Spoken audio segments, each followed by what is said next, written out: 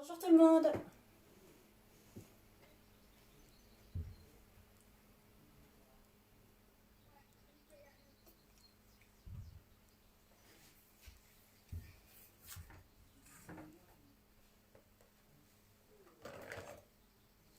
Bonjour. Ravie de vous voir. Enfin, façon de parler. J'espère que vous allez bien. Moi, ça va. Il est temps que ce confinement s'arrête, mais ça va. Aujourd'hui, gâteau breton aux pommes. Ça va être super gourmand. J'espère que vous allez bien. Bonjour maman. Ça me fait plaisir. Vous êtes quand même de plus en plus nombreux à regarder et c'est génial. Je tenais à vous remercier. La vidéo de la semaine de mercredi, pardon, avec Paul a été vue 850 fois. C'est un truc de malade. Je suis super contente. Merci beaucoup à tous. Bon alors, prêt pour le gâteau aux pommes? Le gâteau breton aux pommes. Alors, ce gâteau, il va être composé d'un sablé breton, d'une crème d'amande et d'une pomme à l'intérieur qui va cuire, bien sûr. Voilà. C'est super gourmand. C'est un gâteau que vous pouvez faire en même temps que moi. C'est un gâteau que vous pouvez faire ensuite, après. C'est toujours pareil, hein. Pour les pâtes et les crèmes, plus ça repose et mieux c'est. Aujourd'hui, on va jouer un petit peu avec le congélateur. C'est pour ça que j'espère que vous avez un petit peu de place. Dès qu'on aura fait ce gâteau breton, enfin ce sablé breton, pardon, on va l'étaler et on va le mettre un petit peu au congélateur, histoire que ça soit plus facile ensuite à recouvrir. Donc voilà, j'espère que vous avez un petit peu de place au congèle, parce que si vous le faites en même temps que moi, ce sera beaucoup plus simple. Après, si vous prenez le temps de le faire après ce live, demain, un autre jour, peu importe, hein, je reçois des photos encore des premiers cakes Marvel qu'on a fait, etc. Donc vous avez absolument tout le temps de le faire après. Là, prenez le temps de laisser reposer la pâte, hein. 6 heures au minimum, c'est parfait, 6 heures. Voilà. Après, je l'ai testé, hein, bien sûr, comme d'habitude, et ça ne change rien au gâteau en lui-même. C'est juste que c'est beaucoup plus facile à travailler si la pâte est reposée. Voilà. Du coup, on va commencer. Alors, on va commencer d'abord par le sablé breton. Donc, j'espère que vous avez eu le temps de peser vos ingrédients. J'ai remis plusieurs fois la recette. Et du coup, pour la semaine prochaine, j'ai anticipé. On sait déjà ce qu'on fait et je vais pouvoir sûrement demain matin vous envoyer tout de suite les ingrédients pour la semaine qui arrive. Comme ça, si vous faites vos courses avant, eh bien, vous serez super OP pour mercredi et dimanche. Voilà. Alors, pour le sablé breton, j'ai ramené le KitchenAid, à savoir que vous pouvez très bien le faire à la main. Hein, mais je me suis mise au sport à cause du confinement, hein, vraiment. Et j'ai des courbatures. Voilà, il fallait que je vous le dise. Ça craint, il est encore froid de nos vies. Donc, j'ai ramené mon bébé, hein, mon meilleur ami, le KitchenAid. Voilà, et je vais faire avec le KitchenAid. Mais pour celles qui veulent faire au bras, allez-y. Vous pouvez sans problème, ça reste un sablé, c'est du sablage, ça se fait très bien à la main. Alors, d'abord le beurre. Donc, il y avait 160 g de beurre en petits morceaux. Alors, il faut qu'il soit mou. Bon, ici, de toute façon, ça me remollit très vite parce qu'il fait chaud dans cette pièce. Mais si vous le faites en même temps que moi et que votre beurre n'était pas très mou, c'est tant mieux, parce que un beurre tendre mais froid, pour un sablé breton à faire tout de suite, c'est mieux. Voilà. Ensuite, on va rajouter les 160 g de beurre. Et moi, je rajoute tout de suite la fleur de sel. Il y avait 5 g de fleur de sel, juste parce que je ne veux pas l'oublier. Donc voilà, et que ça ne changera rien au goût, hein. Hop. Une fois que ça c'est fait, avec la feuille, hein, ça s'appelle une feuille, voilà. Je vais mettre en route sur le 1 et je vais mélanger beurre et sucre. On va sabler les deux. Ensuite, une fois que ce sera sablé, on va rajouter les œufs. Hop, c'est parti. Donc ça prend pas beaucoup de temps à faire, hein, et puis on va pas trop la battre. Parce que plus on la bat, plus la pâte va être tendre, plus ça va être compliqué à étaler ensuite. Voilà. Donc il faut bien sabler, il faut bien que le sucre soit mélangé au beurre. Ça c'est super important. Bonjour au nouveau, bonjour maîtresse. Il est temps que l'école reprenne également. Hein. Voilà. Donc là, j'ai un aspect suffisant. Alors, du coup, je vais vous montrer quand même. Voilà. Un beurre un peu crémé. Alors, je ne vais pas jusqu'à le blanchir, ça ne sert à rien. Pour cette recette-là, pas besoin. D'accord. Du coup, là-dessus, je vais rajouter les œufs. Alors, c'était des jaunes, hein, bien sûr. Il y avait 65 grammes de jaune. D'ailleurs, j'ai marqué qu'il fallait garder les blancs. Les blancs, ça se garde très très bien et assez longtemps au frigo, dans une boîte hermétique pour les meringues qu'on fera mercredi. Voilà. Hop. Donc là, je verse mes jaunes. Toujours avec Maryse, on va chercher tout le grammage, sinon du coup, ça fausse les mesures si on ne prend pas tout. Voilà. Bon, après, pour un biscuit, c'est un peu moins grave, mais... Faites attention toujours à bien prendre tous les grammages. En pâtisserie, c'est important d'avoir toujours tout. Je remets en route mon batteur. Et là, on mélange bien sucre beurre avec les jaunes d'œufs.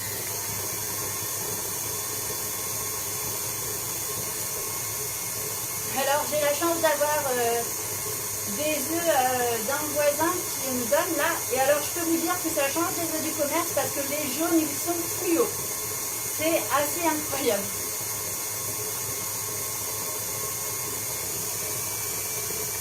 Voilà, alors, une fois que tout est bien mélangé, bien crémeux, pareil, je vous montre. Hein, on a un aspect comme ça, très, très crémeux. Il faut que ça ressemble vraiment un peu à la crème. On va y rajouter du coup les poudres, la farine et la levure. D'accord? J'ai déjà mis le sel. Hein. Donc farine, levure. Et là, on va mélanger, mais le moins longtemps possible. Hop. Alors, si vous le faites à la main, vous devez être encore un peu à brasser. J'espère que je ne vais pas trop vite du coup. Hop, je ferme. Voilà, première vitesse hein, pour ceux qui ont un robot. Le live sera en replay, oui, tous. Ils sont tous en replay sur soit ma chaîne YouTube, soit ma page, parce que finalement sur la page, il reste très longtemps, donc voilà. Hop. Voilà, c'est quasiment bon. Donc là c'est bon, le mélange est fini. Je vais juste le finir à la main parce que déjà on a une meilleure sensation de pâte et je veux pas que la pâte soit trop molle parce que ensuite pour découper et dessiner ce dont on a besoin, ça va être plus compliqué si la pâte est molle. Plus la pâte est molle, plus c'est compliqué à... Alors ça va parce qu'on n'a pas besoin de la foncer dans un cercle. Hein. D'ailleurs on m'a demandé aujourd'hui si... Pardon, on me demande quantité de farine, c'était 245 grammes et 9 grammes de levure. Voilà Claudine. Du coup, je disais, pardon, ça y est, je ne sais plus. Bon, excusez-moi, ça reviendra après. Alors, là, juste, donc je sors ma pâte. Je vais un petit peu fleurer. J'ai mis un tapis de pâte, mais c'est plus pour protéger ma table de salle à manger que pour le reste. Hop. Voilà, pareil hein, avec la corne, on vient bien racler, on n'oublie rien. Normalement, vous avez pile assez pour... Ah, ça y est, je sais. Pour le moule, on m'a demandé s'il fallait un moule à gâteau. Donc, j'ai répondu qu'on n'était pas obligé d'avoir un moule à gâteau pour ce gâteau-là. Par contre, si vous avez un cercle de 20 cm, c'est bien. Moi, je vais cercler parce que je trouve que les bords sont plus jolis quand c'est cerclé. Mais si vous n'en avez pas, du coup, avec cette recette, ce qui est bien, c'est que c'est pas obligatoire. Voilà. Donc là, je farine un petit peu légèrement au-dessus, un petit peu en dessous. Ça, c'est pour pas que ça colle. Hop là. Et je vais juste venir écraser un peu ma pâte et l'amalgamer pour en faire une boule. Alors, est-ce que oui, vous voyez bien hein. Normalement, j'ai fait attention au cadrage cette fois. Hop.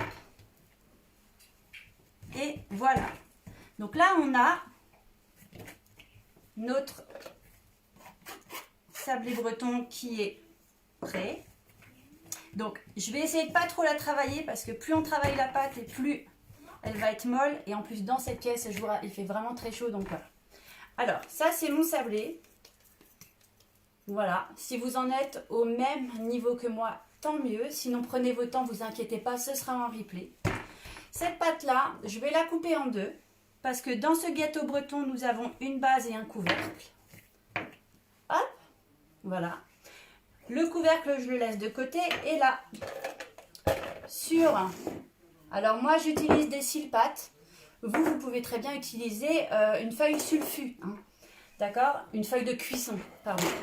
Sur un sulfu, une feuille de cuisson. Donc voilà. Moi j'utilise un cils pâte. Parce qu'une fois qu'on va y mettre la base, on ne va plus la déplacer. Hop, je fleure légèrement pour pas que ça colle. Voilà. Et je vais venir. Je regarde si vous voyez bien tous. Est-ce que c'est bon? Oui. Tac. Je vais juste venir étaler mon sablé. Alors, un coup. Alors normalement, on la décolle, on la tourne. Hein, mais comme elle a chaud la pâte, hein, elle est un peu friable. Hein, c'est normal. Voilà. Ça, c'est juste parce que il fait chaud. Alors, je suis obligée de fariner un petit peu plus que d'habitude. C'est pour ça que si vous avez le temps, laissez-la bien refroidir au frigo, laissez-la reposer et ensuite, ce sera beaucoup plus agréable à étaler. Voilà. Alors, pour étaler ce gâteau, environ 5 mm. D'accord? Voilà. Là, ça suffit. C'est la taille de mon cercle. Alors, du coup, ce cercle-là, il fait 20 cm de diamètre. Je emporte-pièce ma pâte, je retire le supplément et du coup ça je m'en servirai pour le couvercle. Voilà, alors là nous avons notre base, d'accord, qui est dessinée et je la laisse sur ce cils pâte. Maintenant, donc ça va aller reposer après au congélateur le temps qu'on fasse le reste. Hein. J'ai un autre petit cils pâte pour le couvercle, celui-là je le mets de côté. Et là, je vais faire exactement la même chose. C'est-à-dire que je vais étaler ma deuxième partie de pâte. Hop, ça c'est bon. Et je la laisserai reposer également au congélateur. On y va. Alors, le couvercle va être un petit peu plus épais parce que tout à l'heure, quand on va recouvrir le gâteau, on va la réétaler un petit peu pour pouvoir bien fermer et que le bord soit bien régulier. Je vous le redirai, ne vous inquiétez pas. Donc la base, on est sur du 0,5 mm. Et là, on va être à un chouïa plus, comme il y a les restes de la pâte.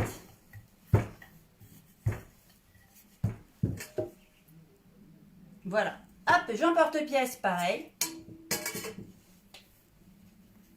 Et là, nous avons notre couvercle. Alors, il nous reste des chutes. C'est du sablé breton, hein. Donc vous pouvez étaler, emporte-piécer, le faire à vos enfants et mettre à cuire, ils vont adorer, c'est vraiment très bon, d'accord? Donc moi je le réserve pour plus tard, bien sûr je m'en servirai également. Voilà, là nos deux pâtes sont prêtes, donc je mets l'une sur l'autre, hein. Et je vais vite mettre ça au congélateur et je reviens de suite.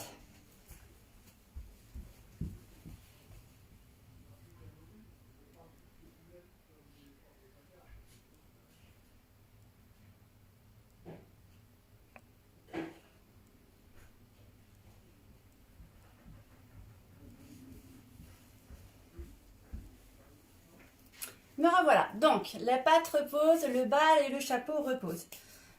Alors, si c'était... Hop, voilà. Avez-vous des questions déjà pour cette partie-là? Ça, on s'en servira tout à l'heure. N'hésitez pas, si vous avez une question sur la partie du sablé breton. Sinon, je vais enchaîner tranquillement avec la crème d'amande. Alors...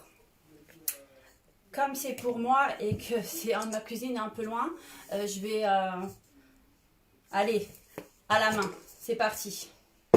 Crème d'amande à la main. Alors, un saladier. Pour ceux qui se posent la question, la crème d'amande, c'est un peu ce qu'on trouve comme la frangipane. Voilà. On va mettre d'abord le beurre. Donc, il y avait 30 g de beurre. Hop. Voilà. Alors, le beurre de la crème d'amande, il faut qu'il soit bien mou par contre. C'est plus facile parce que du coup, on va le battre. Ensuite, on va rajouter, même chose, alors mes ingrédients sont un peu loin. Hop là. On va ajouter le sucre glace. Sur la crème d'amande, c'est du sucre glace. Voilà. Pareil, on prend bien tout si on n'oublie rien. Et là, pour la crème d'amande, on fouette. Donc beurre mou, sucre glace. Le beurre est légèrement pas assez mou, mais c'est pas grave. Hop. J'aurais dû emprunter le fouet de Paul. Ça aurait été beaucoup plus simple.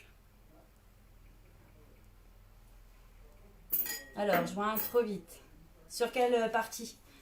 Il y a une question ou juste je ralentis un peu? Là, je suis en train de mélanger le beurre pommade et le sucre glace de la crème d'amande. Voilà. Du coup, je suis obligée de l'écraser avec ma maryse parce que mon fouet est trop grand. Et que 30 grammes plus 30 grammes, ça fait quand même pas beaucoup. Voilà. Hop.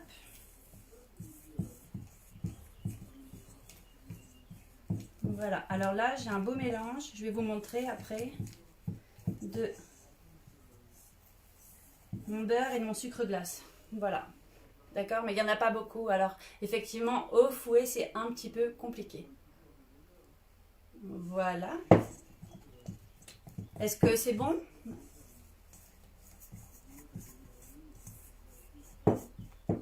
Alors, une fois que le beurre et le sucre glace ont été mis ensemble, on va venir rajouter l'œuf. Donc, il y avait 30 grammes d'œuf. Hop. Pareil, hein, on va bien chercher tout le fond. Et on va venir... Alors, je vais réessayer au fouet pour voir. Voilà. Donc là, on mélange bien, on fouette bien. Sucre glace, sucre glace, beurre mou en premier. Et maintenant, je viens de rajouter l'œuf.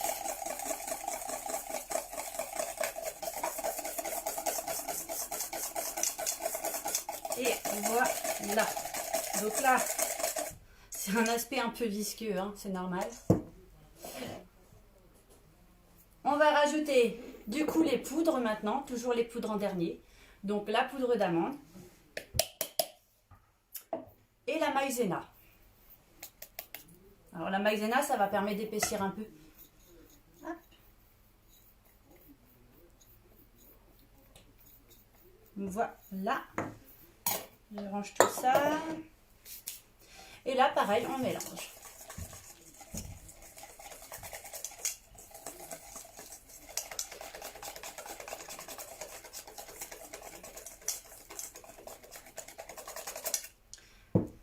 Voilà, crème d'amande terminée, d'accord? Alors c'est une petite quantité, donc ça va assez vite. À ce moment-là, si jamais vous avez envie, vous pouvez très bien rajouter des zestes de citron, des zestes d'orange, de l'amande amère. Vous pouvez un petit peu l'aromatiser si vous avez une envie particulière pour mélanger avec les pommes.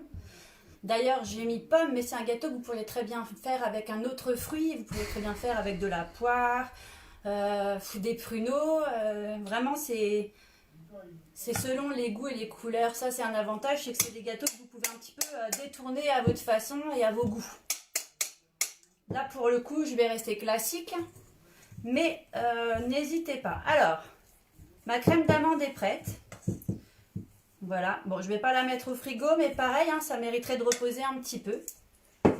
Et maintenant, parce que pour une fois, j'ai rien préparé en avance pour prendre mon temps de faire ça bien, on épluche les pommes. Alors, une pomme et demie en gros, environ. Je suis dans les choux. Dites-moi, Christine. J'épluche les pommes, j'ai le temps de répondre à vos questions. Si jamais vous avez des questions, n'hésitez pas, c'est le moment de me dire, de me demander. Hop, où est-ce que je vais mettre ça, mes coupures? Là-dedans. Alors, je suis toute oui. N'hésitez pas à poser vos questions.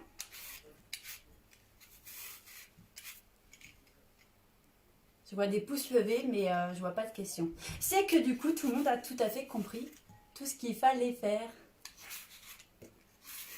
Ne vous inquiétez pas si vous avez un petit peu de retard. Vous regardez la vidéo tranquillement et puis vous finissez après. D'accord? Donc, je vais répéter. Pour ceux qui arrivent et qui prennent la vidéo en cours, on fait un gâteau breton aux pommes. On a d'abord fait un sablé breton. Ensuite, on a mélangé du coup pour le sablé breton beurre, sucre. Ensuite, on a rajouté l'œuf, les jaunes d'œufs, pardon, c'est pas de l'œuf, c'est jaune d'œuf. Ensuite, on a rajouté les poudres, la levure et la farine. Il y avait aussi 5 g de fleur de sel dans cette recette. Ensuite, j'ai étalé avec un cercle de vin j'ai cerclé ma pâte.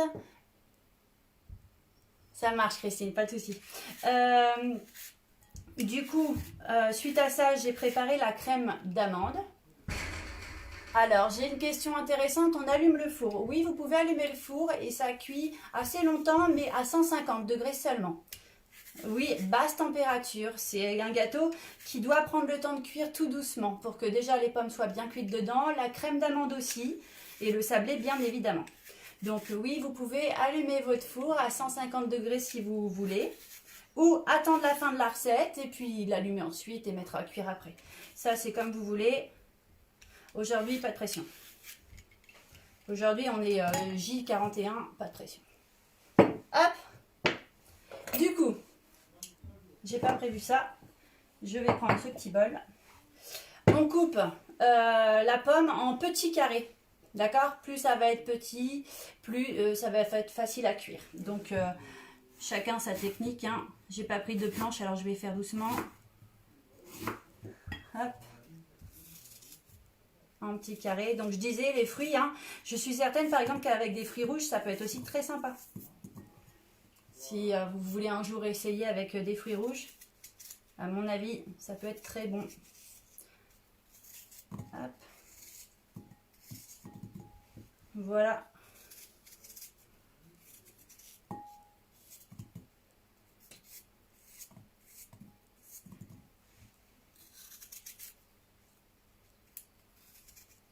Découpage de pommes, c'est un grand art. Alors, pour ceux qui ne me connaissent pas, j'ai une grande phobie, c'est les couteaux. Je déteste ça. Mes collègues savent bien que dès qu'il y a des fruits à découper, en général, c'est eux qui gèrent. Parce que moi, j'aime vraiment pas les couteaux. C'est pas les couteaux, ma phobie, c'est plus de me couper. Bref, c'est pour la petite histoire. Voilà, je déteste me couper et j'ai encore plus de problèmes avec le sang. Voilà, voilà. D'où mon anticipation. Hop. Du coup, je fais attention. Hein. Ce serait dommage de tourner de l'œil à l'écran. Ça pourrait faire une animation. Hop. Voilà. Bon, les petits cubes. Alors, c'est grossier, hein, mais c'est pas grave parce qu'en fait, à l'intérieur, ça va cuire de façon un peu compote. Et du coup, ça ne se verra pas. C'est juste plus c'est coupé et plus c'est facile à cuire. Voilà, alors une pomme et demie à mon avis suffit largement. Bon, je coupe tout parce qu'on verra bien quand on va garnir.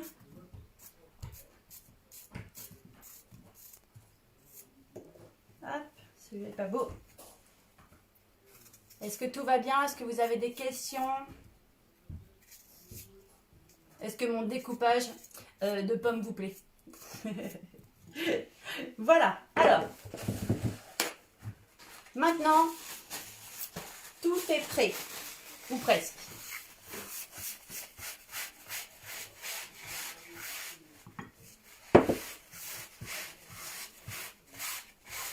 Voilà. Bon, je fais un peu de nettoyage hein, parce que j'aime pas trop quand tout est sale. Ok, alors j'ai mon sablé dans le congélateur qui prend le temps de reposer 5 minutes au moins. Ma crème d'amande qui est là, qui attend à servir et mes pommes qui sont coupées. Du coup, je vais procéder au montage. Est-ce que avant le montage, vous avez des questions sur la préparation?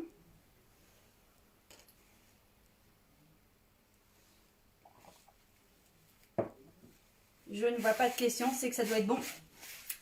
Alors, je vais retourner au congèle, mais si vous n'avez pas fini, finissez tranquillement, regardez le live. Je le mets très vite en replay derrière, donc vraiment pas de panique si jamais vous n'êtes pas à l'heure ou que vous n'avez pas eu le temps de finir quelque chose. Je vais chercher dans mon congélateur la pâte, d'accord? J'arrive tout de suite.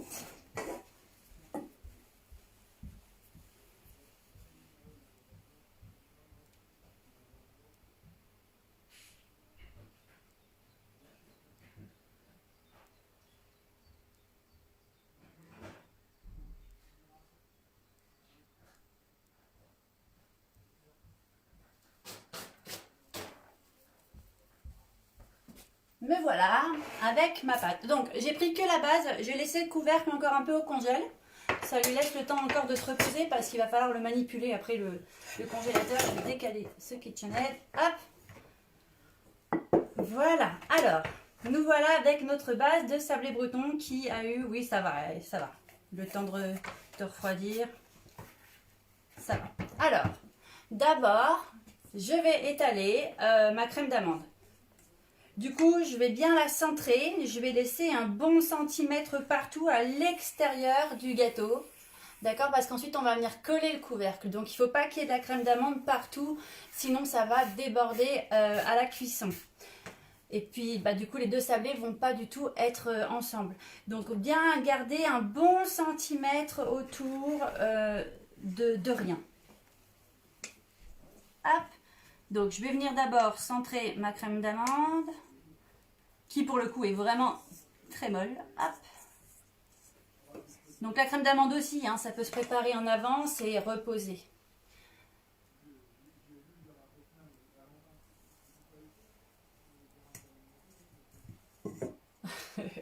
Pardon, je lisais un texto, un message qui était assez long.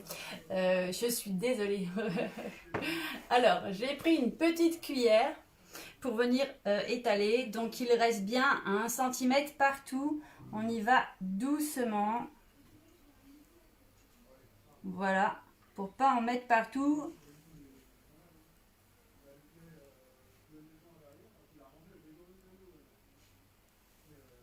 Je répète, on laisse bien 1 cm. 1 cm absolument partout. Pour pouvoir fermer correctement le gâteau. Voilà. Hop. Crème d'amande étalée. Ça va, ça tient. Ensuite, eh bien tranquillement, on va venir rajouter ces pommes, pareil, sur la crème d'amande. On ne déborde pas. Donc là, hein, vous en mettez, il n'y a pas d'ordre. Hein, on vient planter ça dans la crème d'amande. Voilà. On en met une bonne pomme. Je pense une pomme et demie, ça suffit. Après, si vous avez fait un cercle, une pâte plus grande, bah, là, vous pouvez mettre vos 2 pommes. Hein, mais hop. Donc, je répète, hein, le four 150 degrés. Si jamais il y en a qui n'ont pas entendu, 150 degrés. Voilà. Je mets environ un bon centimètre de pomme.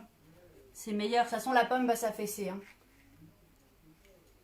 Est-ce qu'on peut les faire revenir dans le beurre avant? Alors, oui et non, parce que le sablé breton est rempli de beurre et la crème d'amande est remplie de beurre. C'est déjà un gâteau plein de beurre. Alors, si en plus on les fait revenir les pommes dans le beurre, alors oui, c'est hyper gourmand, hein, mais c'est beurré, quoi. Ça va être un peu plus gras encore, voilà. Après, peut-être avec un caramel, faire revenir les pommes plutôt dans du sucre, un petit caramel pour... ça peut être pas mal. Tout à l'heure, je parlais d'arôme, on peut très bien y mettre un peu de cannelle aussi. Je viens d'avoir une idée. La cannelle, ça peut être très bien, ça se marie très bien. Ceux qui aiment ça, vraiment, c'est bon. Alors, le thermostat à 150, c'est une très bonne question. Je ne sais pas. Si quelqu'un sur Facebook sait répondre à Laurie, moi, je n'ai que des degrés et j'utilise pas du tout de thermostat. Je dois vous avouer que j'en ai même jamais eu. Donc, voilà. Oui, dis donc, il y a un grand pâtissier qui vient de se connecter. Je suis hyper impressionnée. Bonjour, Jonathan. Alors, les pommes sont mises sur ma crème d'amande. Voilà. Je vais aller du coup chercher le couvercle. Ça, je le mets juste là devant vous.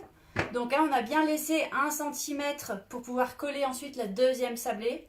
Et puis voilà, donc crème d'amande, pomme. Et je vais chercher le couvercle tout de suite. J'arrive.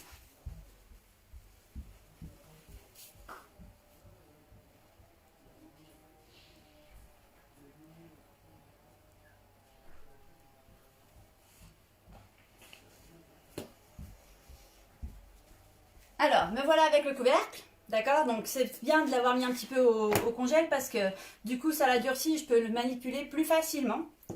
On me dit thermostat 5. Voilà, apparemment 150 degrés c'est thermostat 5, Laurie. J'espère que ça t'a aidé. Voilà, thermostat 5. Alors, juste, je vous ai dit tout à l'heure, le chapeau, comme il est aussi de 20 cm, on va le ragrandir un petit peu pour qu'il vienne bien épouser les bords de la base. Donc juste, je le roule un petit peu. Voilà, un petit peu de partout, de chaque côté. Et voilà. Pas beaucoup, hein. C'est juste pour qu'ils viennent épouser la forme de notre vase. Parce qu'avec les pommes, ça a donné un peu de hauteur. Voilà, je vérifie avec le cercle, mais ça devrait être pas mal. Bon, l'avantage, c'est que c'est de la pâte, hein, et du coup, c'est malléable à la main. Ça, je pose là. Alors, maintenant que ça, c'est fait, et que mon couvercle est agrandi, on va le coller. Et pour le coller, vous pouvez prendre de l'eau ou du jaune d'œuf. Moi, ce que j'ai fait, ben, comme j'ai préparé ma dorure jaune d'œuf, un peu de crème, je vais le coller avec ça. Voilà. Mais vous n'êtes pas obligé. Vous pouvez très bien le coller avec de l'eau. D'accord? Un petit pinceau, mais ça peut se coller au doigt si vous n'avez pas de pinceau. Hein. Et vous venez sur les 1 cm de bord qu'on a laissé tout à l'heure libre, vous venez mouiller avec votre jaune. Voilà. Tout le monde voit? Oui, tout le monde voit. Ensuite, je viens prendre le couvercle et je viens reposer dessus. Ça, j'enlève pour que vous voyez bien. Ça va tomber, voilà. Et alors, tout doucement, parce que du coup, mon congélateur congèle très très bien, on va venir, alors, coller, pas écraser, pas mettre en... On ne doit pas casser la pâte. Moi, voilà, elle est un peu trop gelée. Pour le coup, j'aurais pu la sortir avant. Je viens coller tout doucement les bords en travaillant la pâte. Alors, c'est de la pâte sablée, hein, donc ça va se recoller à la cuisson. Ça va... De toute façon, le sablé à la cuisson va gonfler, donc c'est pas très grave en soi. Voilà, hop. Ça nous fait un joli dôme.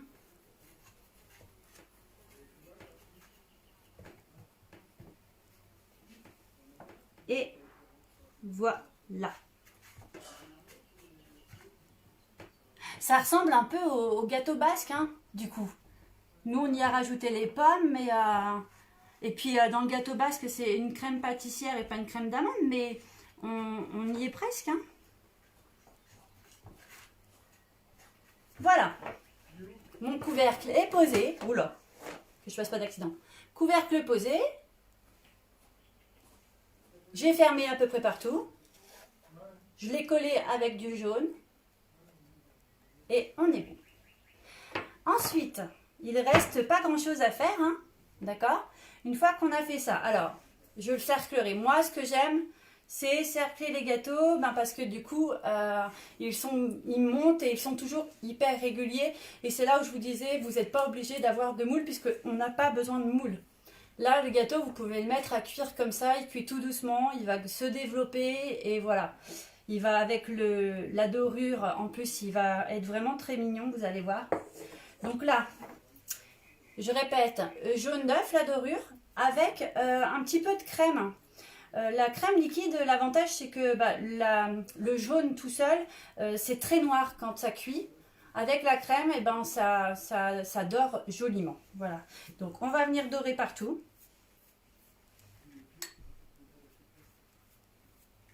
Voilà.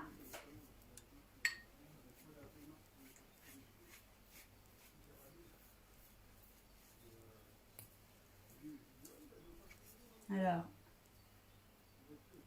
hop. Voilà. Là, c'est doré partout. Ensuite, vous laissez parler votre côté artistique. C'est-à-dire qu'il faut rayer le gâteau. Donc, le classique. Alors, on raye toujours avec le dos. Hein, c'est-à-dire que là, ça coupe, on raye comme dans l'autre sens. D'accord?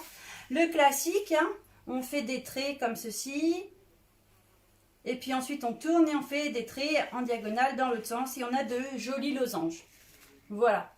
Si vous avez envie de dessiner une fleur, un Mickey ou ce que vous voulez, vous faites comme vous voulez. Ça, c'est de la décoration, c'est pour rendre votre gâteau joli. Mais là, le gâteau, il peut être cuit comme ça, c'est en gros terminé, d'accord? Moi, je vais la faire classiquement. Donc, hop. Alors, c'est tout un art, hein, le couteau. On va juste railler la pâte, on ne va pas transpercer la pâte. Voilà, d'un côté, je peux faire un petit trait là aussi. Ensuite, on met délicatement et on va venir faire des losanges dans ce sens-là. Et là, j'ai l'impression d'être en mode galette des rois.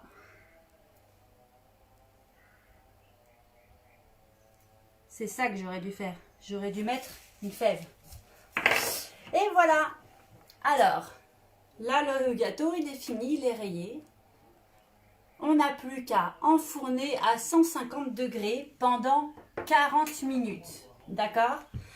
Au moins 40 minutes. Je vois bien que à chaque fois j'ai des retours, c'est pas cuit, c'est pas cuit.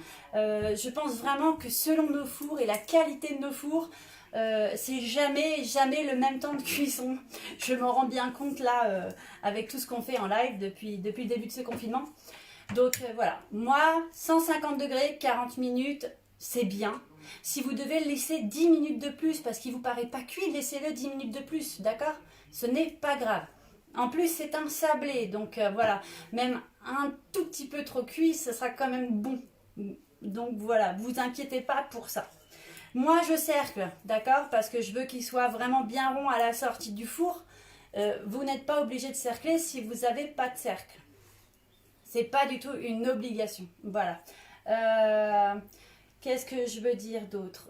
J'avais lancé un jeu, alors ça concerne pas Insta pour le moment, parce que j'ai pas du tout assez d'admirateurs sur Insta, non je plaisante. Par contre, j'avais lancé un jeu sur Facebook, parce que ma page est arrivée à 1000 j'aime et c'était assez incroyable. Et du coup, on va procéder au tirage au sort.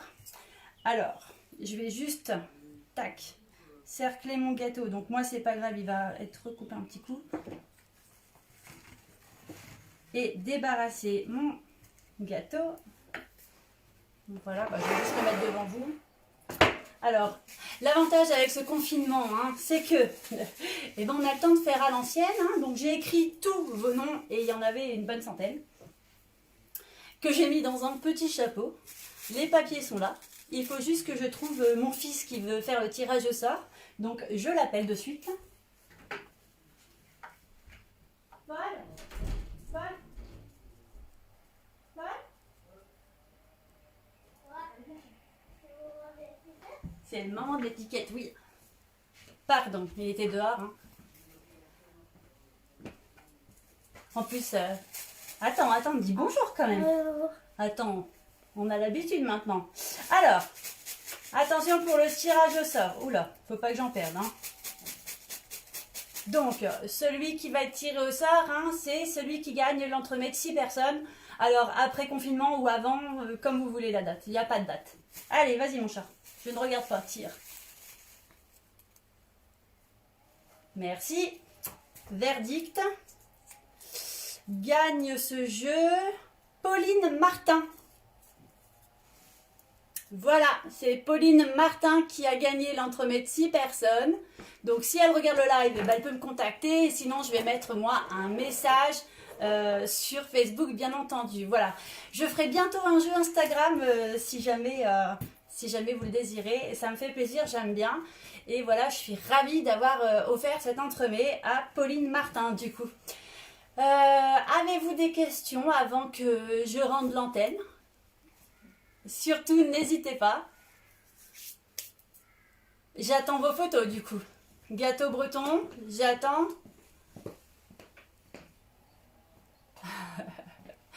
Bon, et ben écoutez, ça me paraît bon. Donc, gâteau breton, sablé breton, crème d'amande, pomme, cuisson lente, d'accord?